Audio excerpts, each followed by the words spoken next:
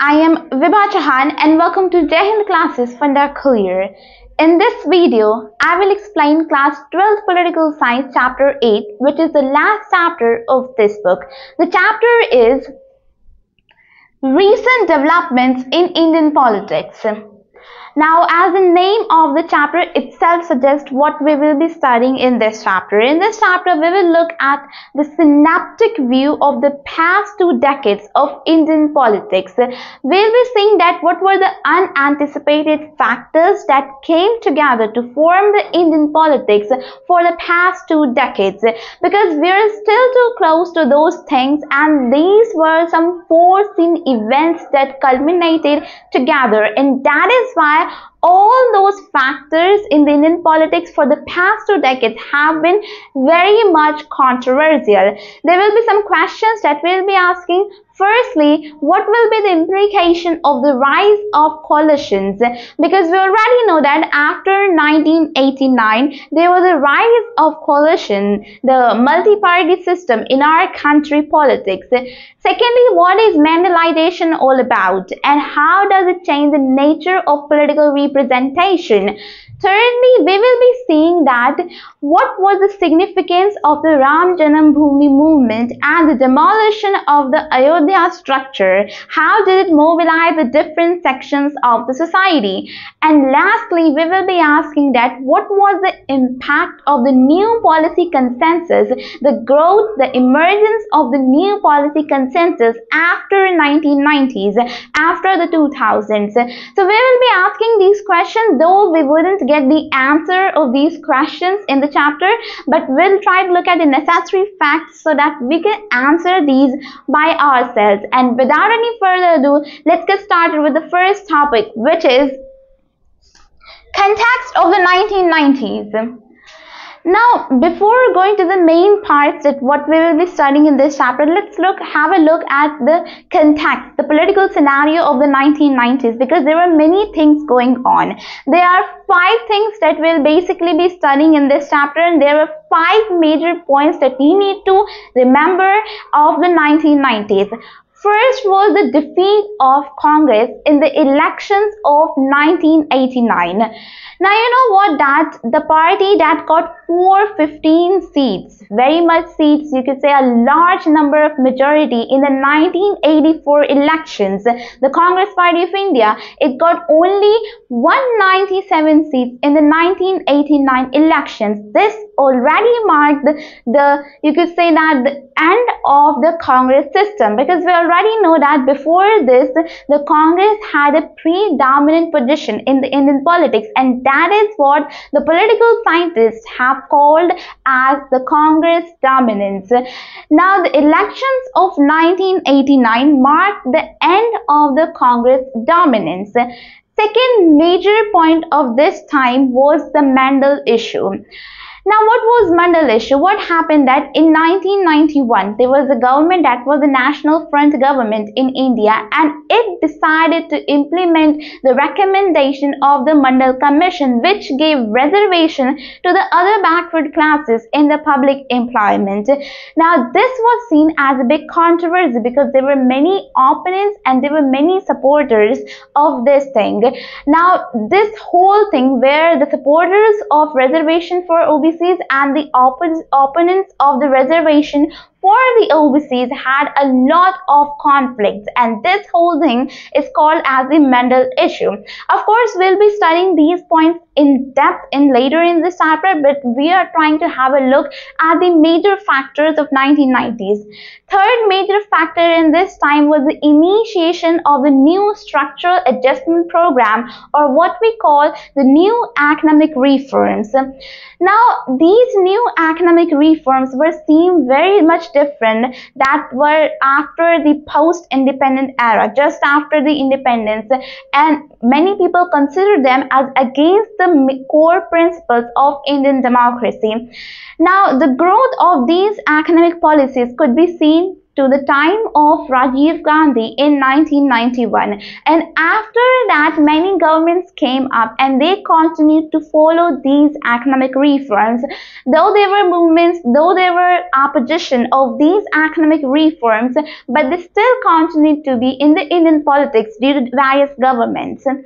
Fourth major factor at that time, which was politically as well as religiously very much sensitive, that was the demolition of the Ayodhya structure in 1992. The Ayodhya structure, that was the Babri Masjid, it was demolished, and that marked a lot of controversy about the Indian nationalism and secularism, because there was a long time culmination before the demolition of the Babri Masjid. What was the issue? We will see later in this chapter as well. The fifth and the last most important factor in the 1990s was the assassination of Rajiv Gandhi.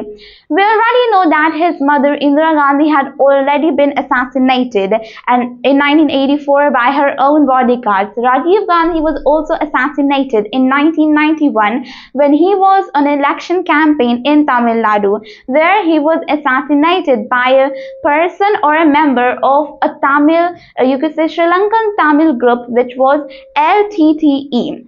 Now this was an organization by the, you could say, Tamils, which wanted a Tamil alum or a different country for Tamils from Sri Lanka. So that is why, due to various controversies, they assassinated Rajiv Gandhi. Now due to this, in the elections of 1991, Congress again got a very big majority, and this time they appointed Narasimha Rao as the Prime Minister of the country. Now these five were the major factors or the context of the 1990s, and on these five factors we can say that the past 2 decades have been culminated. Now let's try to understand all of these factors in depth with the next topic, that is era of coalitions. Now, we have been saying that after 1989, there was a very big growth of the coalitions. You already know what coalitions are. We have been studying coalitions from maybe 10th and 11th. We have studied a lot about coalitions. Coalition is when 2 or more political parties come together to form the government or to contest in elections. Now what happened, that we know that in 1989 the Congress failed to form a majority. It didn't get 272 seats, which was required for forming the government, but it still was the biggest party to have seats. You know that it got the most seats. Though it did not get the majority of seats, but it got the most seats. Yet it did not want to form government with other parties, because you need to understand that though Congress failed to form the government, though it did not get majority of seats, but there was no other party at that time that got majority of seats. There were many regional parties, there were many parties that were segregated, that were separated by various factors, and that is why they could not, you could say that, form a majority. And in 1989 a coalition government was formed, that was the United National Front. National Front itself was a coalition kind of party. It was Janata Dal. You could say that in National Front there was Janata Dal and many regional parties, and again it was supported by outside parties that were the BJP and Left Front. Now you could see that how amazing it was, because BJP and Left Front are diametrically 2 opposite parties with conflicting ideologies. BJP is a right-wing party and Left Wing, of course, is a left-wing party. So we can say that even though these 2 were diametrically opposite parties, still they supported National Front. Though they did not form government, though they did not participate in the government, but they supported National Front to form the government. And you know what, that in the by-elections of 1991, Congress did come in majority. It did form the government, but still we can say that it was a decline of Congress. How was it decline? Let's see that as well with the next subtopic, which is decline of Congress.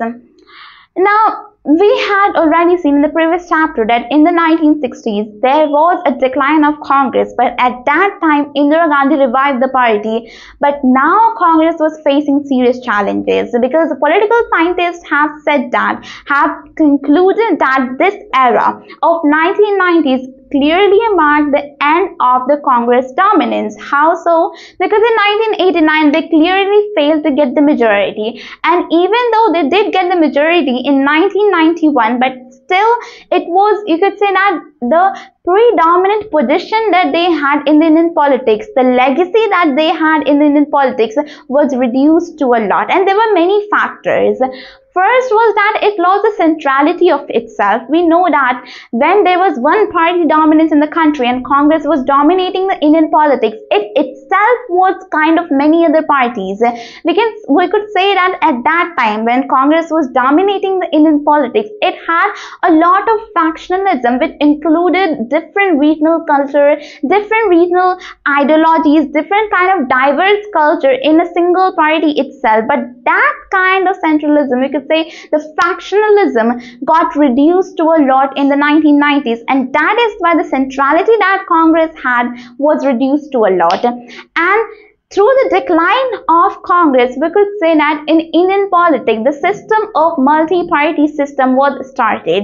What was the system of multi-party politics in the country? Now, multi-party system meant that no single party got to form the government. It meant that many political parties, regional parties came together to form the government, to what we call the coalition governments. And through the coalition government, the importance of regional parties grew a lot. Now, in 1989, the National Front formed the government, and in 1996, the United Front formed the government. And you know what? That this United Front was also by Janata Dal and many other regional parties, and this time it was supported by Left Front and the Congress Party. Now, look at the irony of these two parties. You know that in 1989 the National Front came in power, and at that time it was supported by BJP and Left Front, which were anti-Congress. But now what happened? In 1996 the United Front was supported by the Congress and Left Front, which were completely opposite of each other. Left Front was completely anti-Congress because they wanted BJP to not be in power. They saw that BJP was rising in power, and that is why, to prevent that, they came together and Congress supported an anti-Congress government. So it itself shows the irony of the Indian politics, that what was happening at that time. Let's see that as well with the next subtopic, alliance politics. Now, alliance politics, you know what, that after 1990s until 2014, there was no single party that got majority in the Indian politics. What happened that they had to form alliance politics, and finally in 2014, BJP broke this. What happened that in 2014 Lok Sabha elections and in 2019 Lok Sabha election, BJP got clear majority on its own without the support of other regional parties. So we could say that till 2014 there were many alliance politics. You could say the UPA government, United Progressive Alliance, which was a kind of coalition formed by the Congress party. There were NDA governments as well, the BJP governments. There were United Front governments. There were National Front governments as well. And I just said that in 1996, Congress, Left Front and the United Front came together to form the government, and the government was formed of United Front to keep the BJP out of power. And that is why when the government of BJP was formed in 1998, it was criticized a lot by the opposition because they were criticizing the policies of the BJP. You know what, that BJP has been linked with the growth of Hindutva in the Indian politics. What is Hindutva? We will see that later in the chapter. And that is why the opposition parties were clearly criticizing the policies of BJP. And that is why the government of BJP got to be in power only from 1998 to 1999. And again in 1999, the BJP formed the government, and this time Atal Bihari Vajpayee, who was the Prime Minister chosen by the BJP government, completed the full term of office. So we can say that till 2014, the alliance politics continued to be in the country, and after that, in 2014, we could say that BJP broke this 2014 Lok Sabha elections and 2019 Lok Sabha elections. They formed the majority on their own. Now let's have a look at the next topic, which is central government since 1989. So central government since 1989. Now you know what, that we saw that after 1989 there were many alliance politics or the coalition governments in the country. Now let's have a look at these kind of coalition governments. Now at present we know that in 2024, that is the present time, there is the ruling government that is formed by NDA, the National Democratic Alliance, and before this also it was the NDA, which was led by BJP from 2014 to 2019. There was, you could say that the National Democratic Alliance, and whose leader was Narendra Modi. But what about before him? Now before him there were many kind of various leaders came and went down, and many of them did not even complete their terms because of various factors, the political instability, you could say. Now, from 1989 to 1990, there was a government of National Front which is supported by Left Front and the BJP, and its leader was VP Singh, who was a prominent leader in the Mandalization issue of our country, and we will study about him later as well. So we can say that from 1989 to 1990, there was the National Front government in the country which is supported by Left Front, because alone they could not form the government. That is why they needed support from other parties. After that, from 1990 to 1991, there was a section of National Front that formed the government which was supported by other parties. After that, from 1991 to 1996, there was a government of Congress which was supported by AIADMK, and its leader was of course PV Narasimha Rao. After him, from 1996 to 1997, there was again the government of United Front, and after that many United Front governments came and went down. You could say that they changed leaders various times. From 1996 to 1997, there was the United Front government, and again from 1997, you could say for a short period, for a month in 1996, there was a government of BJP as well, but it was only for 1-2 months, and its leader was 𝓒𝓲𝓫𝓱𝓪.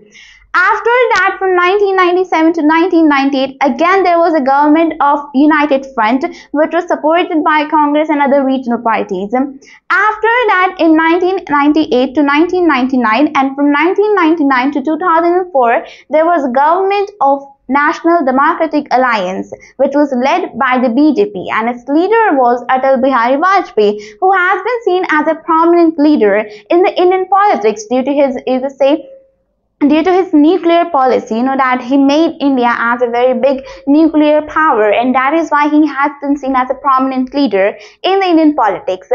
And after him, you could say that from after 2004, there was a government of United Progressive Alliance which was led by the Congress. So from the period of 2004 to 2014, there was a government of UPA, and its leader was Manmohan Singh. And after 2014, there was a government of BJP, you could say the National Democratic Alliance. And from then on, the two major alliances in the Indian politics were the NDA, the National Democratic Alliance, and the UPA, United Progressive Alliance, which was led by the Congress party. So we can say that this was the structure after 1989, and you can say that after 1989, how many times the government changed, how many times the leader changed because of various factors, and how many times the coalition government formed, no single party could get the majority. Now, we saw the first issue, that was the rise of coalition. Now, let's have a look at other issues as well. The second point, the second factor in the context of 1990s that we talked about was the rise of Mandle issue. So, let's have a look at the Mandle issue as well with the next topic, which is political rise of OBCs. OBCs, that is the other backward classes. Now, what was the political rise of these OBCs? Because you know what, that there was a long kind of culmination with these OBCs. There was a Mandle government, a Mandle commission that was set up, and on whose recommendation the reservation for the OBCs were given. 27% reservation in the educational institutions and public employment, and that caused a lot of agitation in the country. So what was the whole story, you could say, behind OBCs? Behind the political situation of OBCs. Now, you know what, that in the 1960s, you could say at that time, Congress did not have that much support from the OBCs, that were the other backward classes. What happened that this was seen as an opportunity by the opposition parties. They saw that if they could get the support from the OBCs, then their chance of forming the government could be increased a lot, and that is why they targeted their focus to the OBCs now. Now, what happened that there was a government of, you could say, Janata Dal. We know that in 1977, the government was formed by Janata Dal, and that Janata government focused a lot on issues of OBCs, and that is why in 1978, the Second Backward Classes Commission, the SEBC, the Second Backward Classes Commission was set up by the Janata government, and commonly this commission is known as Mandle Commission. As the head of the commission was B.P. Mandle. Now, what happened that this Mandle Commission was expected to survey the condition of the backward classes in the country. They were expected to survey the population, their situation, and what could be done to improve their backgrounds, to improve their situation in our country. Now, what happened? We know that in 1918, the Janata government fell out, and before this Mandle Commission could give its report, the Janata government fell out, and that is why its recommendation could not be implemented. These recommendations were implemented in 1990 in the government of National Front, which was led by V.P. Singh. Now, V.P. Singh also played an important role here to implement the recommendation that were given by the Mandle Commission. Now, the recommendation of the Mandle Commission was that firstly, the backward classes should be backward caste, because there were many castes that were in the hierarchy of Hinduism. We already know that in Hinduism there was a hierarchy of caste that is still being followed in many parts of the country, and at that time the situation was even worse. So that is why he wanted it to be based on hierarchy of caste, and that is why we wanted, you could say that commission recommended that 27% of recommendation or reservation should be given in the educational institutions and public employment. Other than that, many land reforms for OBCs were also recommended. And in 1990s, this was implemented by the V.P. Singh government, and this marked a lot of agitation in the Indian politics. You know, a lot of riots were seen in the country, especially in the national capital, that is Delhi. You could have seen if at that time there were many kind of riots, there were many kind of agitation, public properties were destroyed, and finally this was taken to the Supreme Court as well. In the 𝓒𝓲𝓫𝓱𝓪 case, which was named after a petitioner, Supreme Court upheld the decision of the government to give reservation to the, you could say, the OBCs.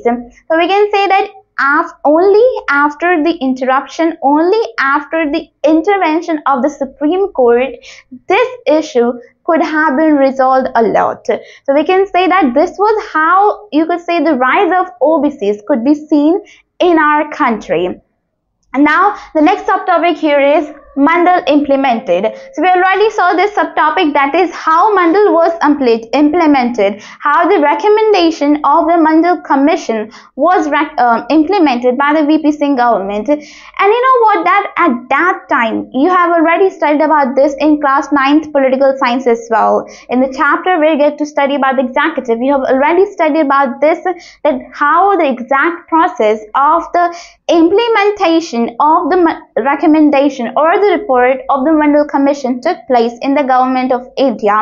Now here another important thing was the political fallout. So let's see that as well with the next subtopic, which is political fallouts. Now, what was political fallouts? You know what, that there was a kind of, you could say, a trade union of the employees for you could say, other backward classes. For the backward classes, they were kind of trade union, that was BAMCEF. Now, this trade union was not at all like a simple trade union. What happened that this trade union urged for political power for the political representation of the backward classes as well. And that is why from this trade union a very famous party for the Dalits came up. That was the Bahujan Samaj Party. Now the term Bahujan itself means the backward classes. It meant the OBCs, because other than you could say the scheduled caste and the scheduled tribe, there were still many backward classes. So that is why this Bahujan Samaj Party was formed in the northern part of the country. You know what, that in the southern parts of the country, even before 1960s, there were reservations given to the OBCs.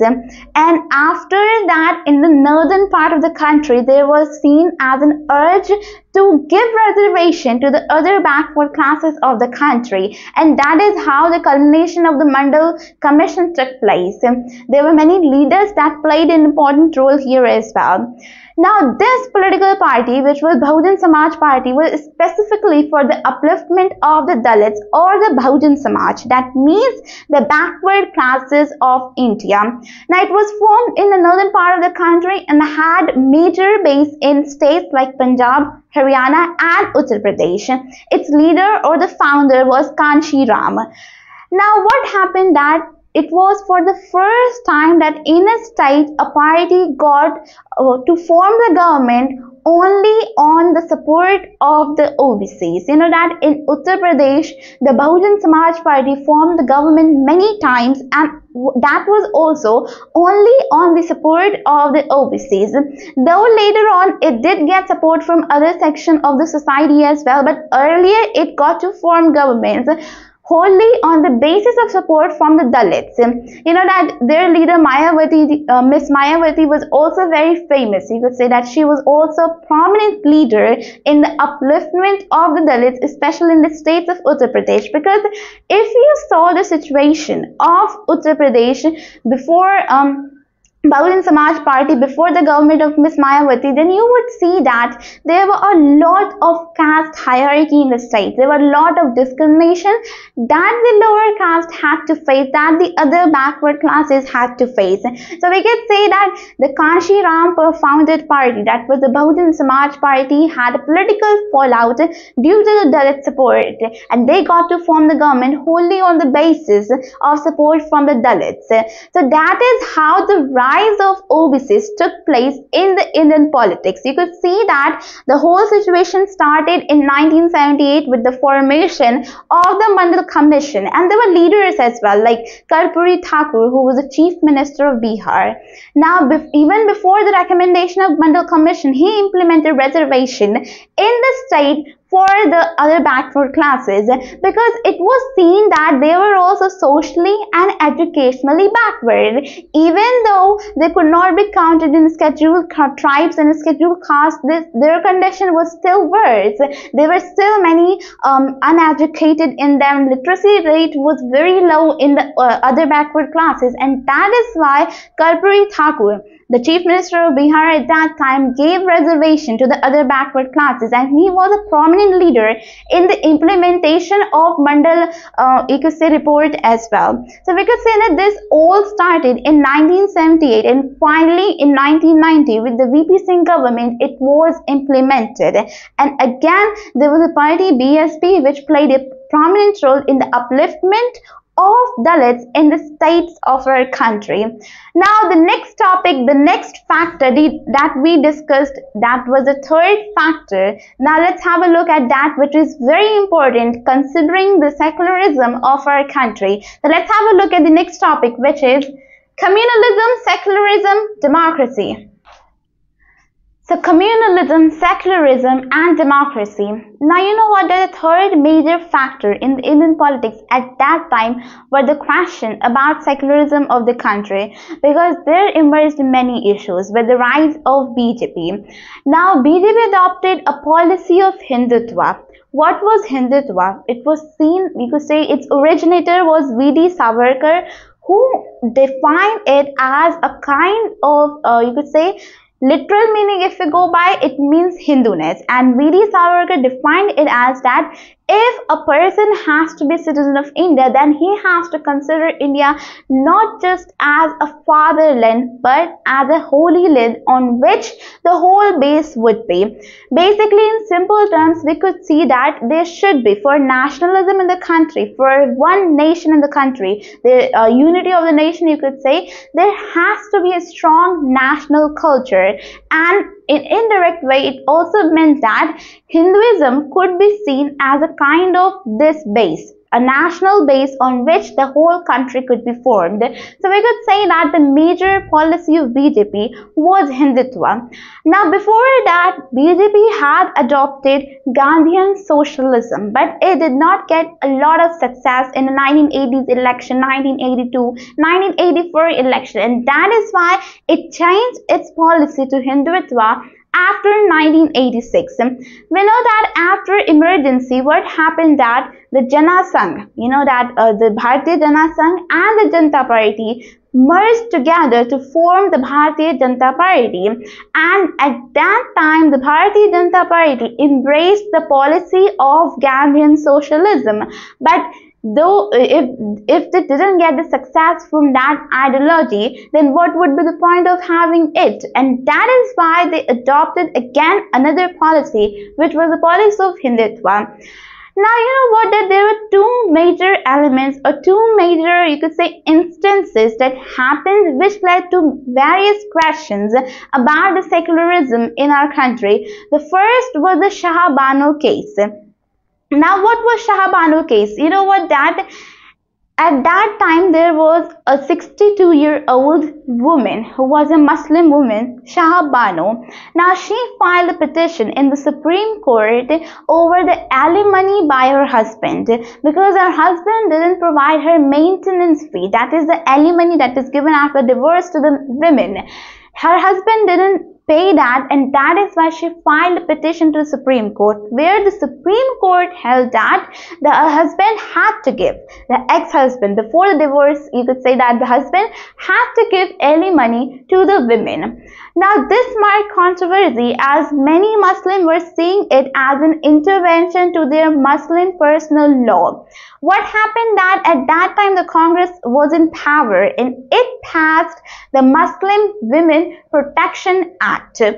Now, that act of 1986, you could say that overruled. It declined the you could say declaration, the judgment given by the Supreme Court, and at that time many Muslim women were enraged because of course it was against their interest. The Supreme Court had given the judgment in their favor, but the law, the act that was passed was completely against them. It even declined the judgment given by the Supreme Court, and that is why many Muslim groups, women, especially women's groups, came to form, you could say, many protests in the country against this passed act. And that is why at that time the BJP saw it as a very good issue and decided to bring it to the politics, and that is why it took the Shah Bano case as a political agenda as well. So we could say that first instance was the Shah Bano case. It played a very important role in the Muslim women upliftment in the country, about the Muslim personal law and about the intervention of Supreme Court in religious affairs. So we could say that it was a very big issue at that time. You know what, that after 1980s, what we see today, even if we see today, there are many vote banks based on religions. How was that? Because of many factors, and these are the factors that we are studying. So first instance, of course, was the Shah Bano case. Now the second, even more important case was the case of Ayodhya. So let's see that as well with the next subtopic, which is Ayodhya dispute. And now Ayodhya dispute has been seen very sensitive about the politics of India. But what is the point of studying the politics since independence if we are not going to talk about those things that make sense in politics? So we need to touch the sensitive political part of our country as well.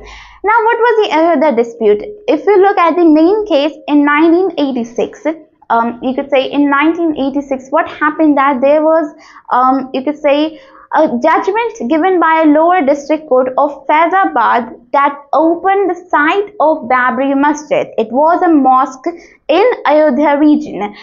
that time, the lower district court gave the judgment to open the site of Babri Masjid, and due to that, what happened that many mobilization from both the sides, from the Hindus and the Muslims, came together and formed many kind of mobilization, a kind of conflicts was seen. Now, what exactly was this Ayodhya issue that culminated a lot in the Indian politics and had been in question for many decades?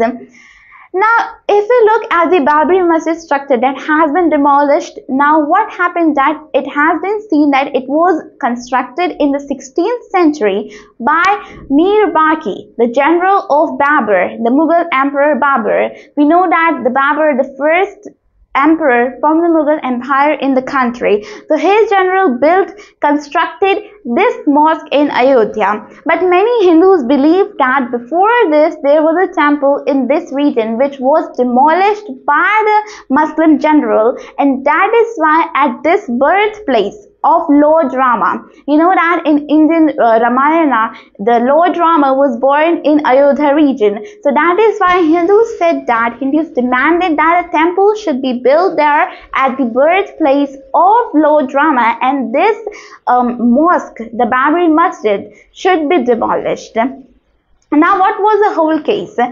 BJP saw it as a good case, and that is why it took it as a political agenda as well. It took the symbolics from this case. What happened that BJP had support from various Hindu organizations like the RSS, Rashtriya Samsevak, and the Vishwa Hindu Parishad. They supported BJP, and of course their leanings would be biased towards a kind of Hinduism.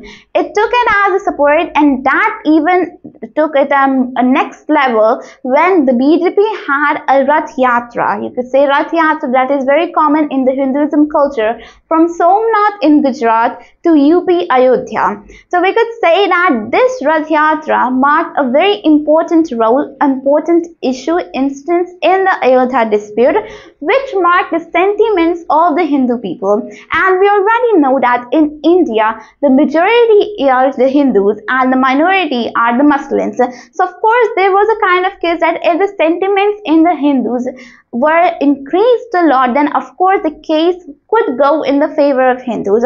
Of course, now this case has been solved, and we already saw the inauguration of the marvelous Lord Rama temple in Ayodhya, but we are looking at how this grand temple was built. So this was the Ayodhya issue, that Babri Masjid should be demolished. That was said by the Hindus, and you could say the prominent Hindu leaders as well. And this was you could say a statement given that before the mosque there was a temple at the birthplace of Lord Rama. Now, how was this issue resolved? Let's see that as well with the next subtopic, which is demolition and after. Now, how was the structure at Ayodhya demolished? Let's see that as well. First, you need to know that in UP, the state government was formed by the BJP. And what happened that in 1992, the Supreme Court had given the order to the state government to take care of the structure in Ayodhya. But what happened that on 6th December 1992, many people came from Hinduism, and at that time they demolished the structure of the mosque. You could say the constructed structure of the Babri Masjid was demolished by all the mobilizations. Now, this marked a lot of controversies. Firstly, the state governments were dismissed because they were held for the contempt of court. At that time, they were clearly given the responsibility of protecting to take care of the structure at Ayodhya. So we could say that the state government was firstly dismissed. Then many opposition were now pointing their bullets at the BJP because they saw that even in many other states where BJP was in government, they were put under the president's rule. So we could say that it had a kind of fallout on BJP. Another thing that was started before the demolition was that there was a initiation of Kar Seva. If we look at the literal meaning, it means the voluntary service by the devotees for building the structure. Now, what happened that they saw that the case was not in their favor. The Supreme Court had not given the rulings, and that is why they themselves wanted to build the structure of Lord Rama. So we could say that Firstly, that happened, and on 6th December 1992, the structure at Babri Masjid, you could say at Ayodhya, was demolished. And after the demolition, many bullets were raised at the BJP governments in different states as well, not just in the UP. Of course, the government of UP had to be dismissed, but in other states as well. And then the questions that were asked after partition were asked again. Firstly, would India still continue to be a secular country, or would it dominate the minority? Because this was clearly a projection of domination of majority to the minorities.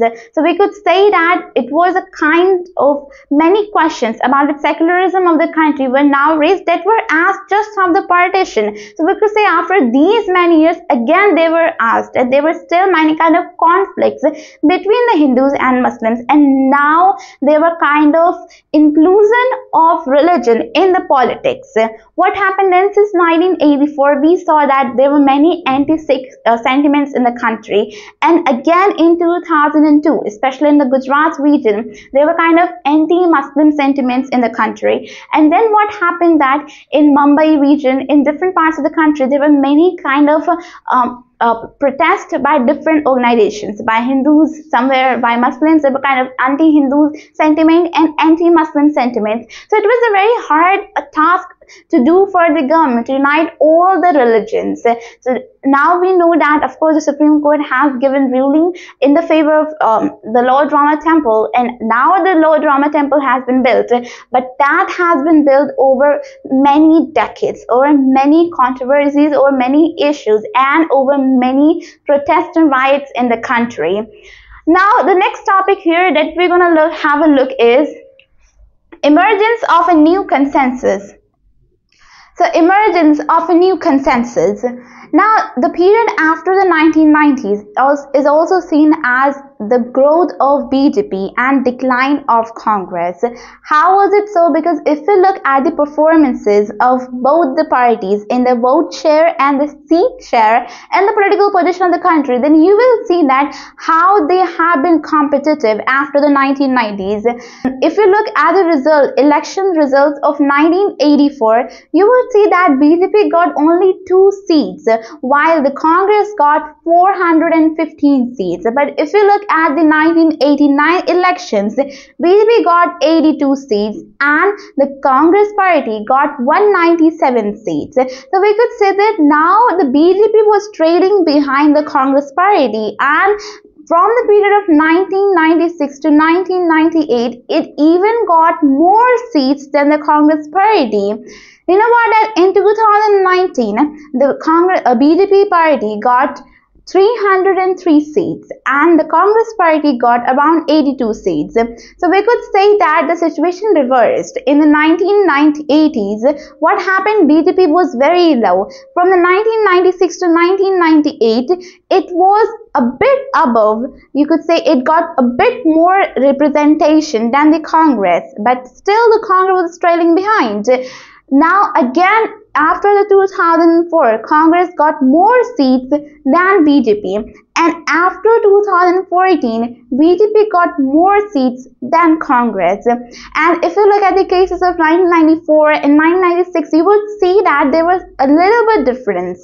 If the Congress party got 244 seats in the 1992, then the BJP got 221 seats. So that is why we saw that the Congress party supported the United Front government to keep the BJP out of power, because it saw the growth of BJP as a political party, and that is what they did not want. You know that enemies is our friends. So it was kind of that kind of situation in political parties. Having one competitor is already enough, then to have another competitor for them. And again, they did not at all comply with the policies and ideologies of the BJP as a political party. They saw it as a kind of violation to the Indian secularism.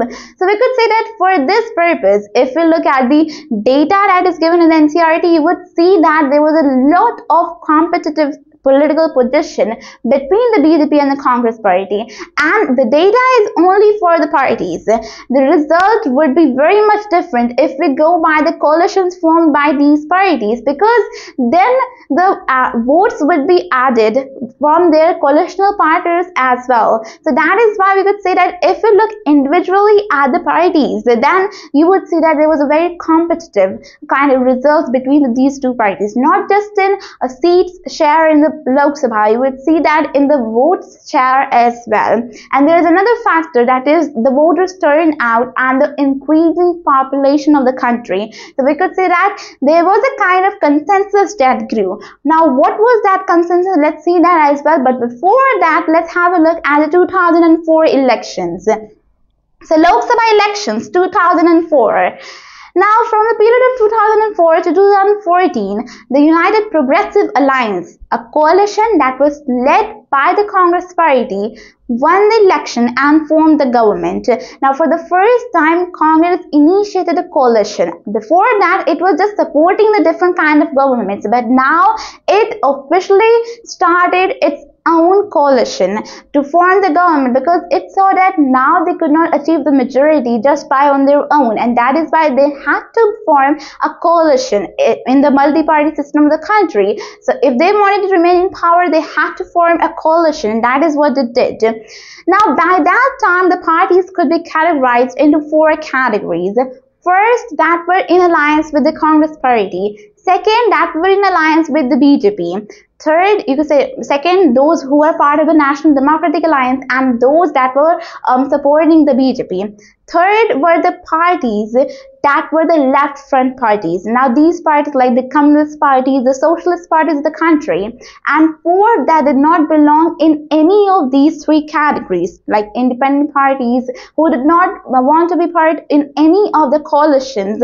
So we could say that there were kind of four categories of the political party that formed the whole political situation after the 2004 elections. Now after that, what happened, that there was a growth of consensus that emerged. So what was that consensus? Let's see that as well with the next and last subtopic of this chapter, which is growing consensus. Now we do know that what a consensus means. It means that there is an unanimous agreement by all the people. Now, you know that even though there were many competitive politics in the country, there were many competitions going on, the ideologies were different, the political parties adopted new measures to form their voters base. But what remained unchanged was that there were some factors, there were some points on which everyone agreed for the development of our country, because above all the politics of the country, what remains? That is the development of the country. As Indian citizens, we need to look at the demands of the people and the development of the country, because in a democracy, what is the most important and who has the most power? That is the people of the country. So that is why for their upliftment, there were some facts, there were some points on which almost all of the parties or most of the parties agreed on.